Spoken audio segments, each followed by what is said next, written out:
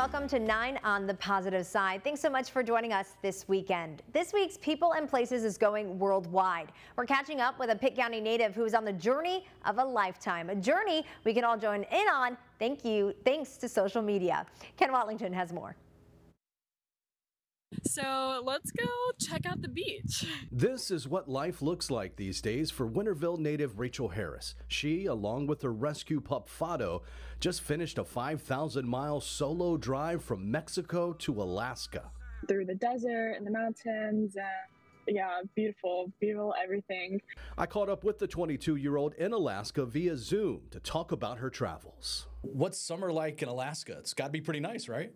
One day it is 55 and rainy and freezing, and then the next day it's like 75 and sunny and beautiful. Rachel worked 2 jobs throughout her time at Pitt County Early College High School, as a tutor and at a Winterville restaurant, just to save money to be able to travel once she graduated. I've traveled to all around Europe, to Africa, I've lived in South America, and now I travel full-time for work. So it's just really amazing to look back at my younger self that had this dream of being able to achieve full-time travel, and now I'm finally doing it. It's really, really cool. But life on the road isn't always easy, especially living in a camper attached to her pickup truck.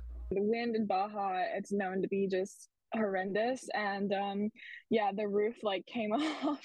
Welcome to my new home. This is my 3rd truck camper this year. And while she is traveling solo, she isn't truly alone.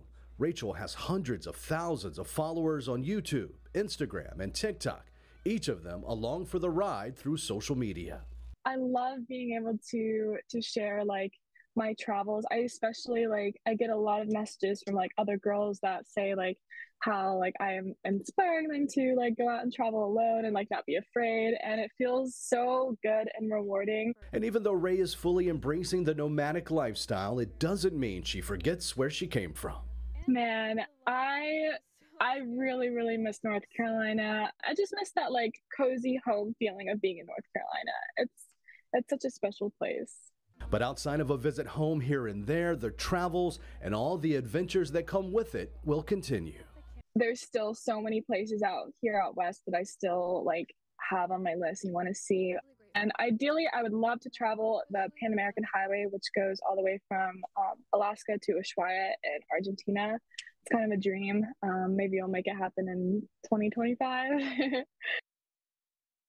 And that was Ken Watlington reporting. There's so much more to Rachel's story. You can check that out on the latest People and Places Extra podcast for the full conversation. Learn how Rachel graduated from UNCW at 20 years old, her inspiration for wanting to travel, and what exactly she's doing to earn a living while exploring out the world. Listen anytime on the WNCT Podcast Network. And don't forget, you can always help with future People and Places segments. Send ideas Ken's way through email or on social media. A Havelock Baking Company opened over a month ago and was on the brink of closing. Surfside Baking Company's owner shared on Facebook their struggles as a new business, and now they're having a hard time keeping up with the orders that are coming in. They started with around 300 followers on Facebook last week, and that's now grown to more than 1,200. Employees at Surfside are getting orders from restaurants looking to add their breads to their menus. This week has really monumentally changed. It's saved the bakery, it's catapulted us. We can just about pay the bills for the month. And I think we'll be okay if it keeps going. You know, we'll be okay. Surfside Baking Company is in Havelock. They specialize in whoopie pies, bread cookies, and so much more. A new option for taco lovers is coming to Greenville. The spot is called Taco-ish. It'll open soon at the Hardy Crossings Shopping Center on East 10th Street. The co-owner says they'll dish out tacos with a fusion of traditional and non-traditional flavors. They'll also take inspiration from all different types of ingredients and styles from all over the world. Economy-wise, you know, we hope that we can provide more than food. Obviously, you're going to come here and get a great meal. You're going to get great tacos, cooked fresh, scratch made, and then just enjoy the company. You know, we try to make it to where everybody wants to come in and not just grab and go. They want to hang out and get to know us. Ryan says he hopes Taco-ish will open around the middle of this month. One man is shining some light on things some of us throw away. As Chad Tucker shows us, he's turning trash into treasure and brightening our world while doing it. This was an apple tree. Coley Hooker has a lot of bright ideas. And this probably is the last one because she threw away the rest of the tree. The retired longtime educator keeps himself busy turning someone's trash into an illuminated treasure. No, that's a fire hydrant. Fire hydrant, that's okay. I made for my granddaughter 20-some years ago. Finding new life in old things is a lifelong lesson he learned from his dad. We grew up not sitting around wasting time. You had to do something, and you do something that has some value in it. So I make lamps. Sometimes frustration will get you. And it's paid off. Staying busy has kept him going now in his mid-90s. And you make sure that your board is level so that it all won't run to one side. This is the screws to the end of a water hose. Is it really? Yes, that's part of a water hose. That's a part of a PVC pipe. Yeah. Many of his lamps include one of his favorite things to do, bowl. They're the hardest to do. Are they really? Yes. So you have to bore this hole, and it has to go straight. He donates these bowling pins to help raise money for groups like those fighting cancer. It's just fun picking up stuff, making something out of it. You screw that down tight enough. Shining a bright light. That stabilizes this. In a world that needs more of it. Oh, you have to have a lot of patience. You rush it, you're going to mess up. In Pleasant Garden, that's a joy too. North Carolina. Making stuff to give away. I'm Chad Tucker. Instead of buying something you're going to sit on the shelf, give them something they're going to use. Exactly. From Kansas to North Carolina, the story of one cat's 10-year journey and the owner's reaction when we come back. Some might say some equipment at fire stations are just captivating to a lot of us. A Fort Mill man just can't get enough of emergency vehicles. As John Lee tells us, thousands see the fire service through his lens. What sound does the fire truck make? Maybe you can hear them blaring in your childhood memories. Where's the ladder? The fascination with emergency vehicles starts early. Up there. Catherine Mathis and her son James get a closer look at station number 4 in Uptown Charlotte. What color is that fire truck? And once a kid gets hooked to hook and ladders and such. Does the fireman sit in there and they drive it? Firefighter David Budd says you never know how their enthusiasm will grow. It's always an informal, can we see the trucks type of things. Like a 360 view of the vehicle. Adam Rutland was once that boy. I'm just admiring the style of it. What do you think of it? It's perfect. And while I'm taking pictures of the truck, hey Chief. Yep. Was wondering if you could have this truck pulled out. He's taken pictures at hundreds of fire stations across the Carolinas. Fire trucks in your community, these are what they look like. On social media, his username is Adam Dalmatian. You might argue the account is spread like wildfire because he certainly didn't expect 7,000 followers. But there's something about each set of wheels that are a welcome sight. Started Instagram, basically it was like my own personal collection that I got to share with the world and everything. He once hoped that being a first responder was his calling. But unfortunately, because of asthma and stuff and other kinds of medical issues, I couldn't serve like that. So basically the best way that I could do is show the fire trucks in a positive light. Unfortunately, that dream of being a firefighter wasn't meant to be. But that sense of disappointment eventually kindled his passion for photography. Don't focus on your limitations, focus on your possibilities. Adam and little James have a common thread. They're enthralled with engines, much like firefighter Bud. I've been interested in the fire service since I was a kid, so it's cool to see other kids that, wave at the truck. Adam can't fight fires like his boyhood idols, but as an adult, he found a hobby that keeps him close to community heroes. Don't let anything slow you down. Don't either stand down or stand up. So. In Charlotte, John Lee, Queen City News. Don't let anything slow you down. Fighting food insecurity in Beaufort County, that's the goal of the Eagles Wing Food Pantry since 1989. Their mission has stayed the same, helping serve those in need. They provide more than 100,000 meals a year with the help of volunteers. We know that we can't eliminate hunger in Beaufort County, but we're trying to alleviate hunger and food insecurity as much as we can as an organization.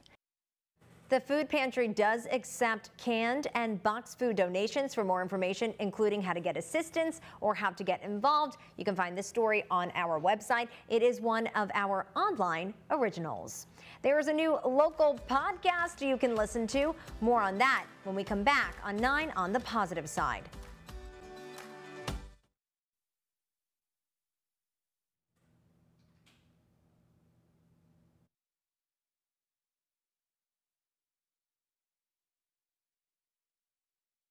One Kansas woman got the surprise of a lifetime when her missing cat of 10 years turned up over 1,000 miles from home right here in North Carolina. Lane Alter has this heartwarming story for us.